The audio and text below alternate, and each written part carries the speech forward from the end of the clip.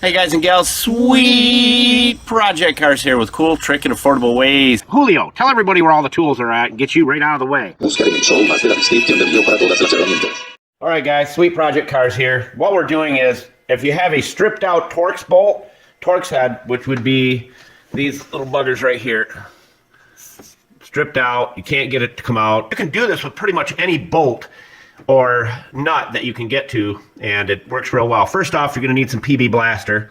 Second off, you're going to need, and you can use a smaller wheel than that, but this is a Dremel drill, or if you have a die grinder, you can put a cutoff wheel in it, and if you can get to it. But you see the bolt that we have here is underneath the turbocharger tube here, and it's stripped out down here. So we sprayed it with breakaway or PB blaster, and you take your die grinder or your Dremel and you stick it under there and you put a groove in it.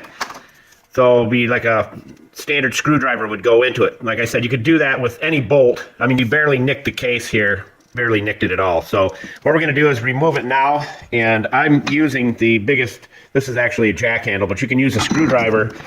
And the cool part about these screwdriver is they actually have a nut here that you can put a wrench on. So we're going to try it out here and see. I'm going to do it without the wrench first and push down real hard and see if we can break it loose now that I got a bite on it. That's all you got to do.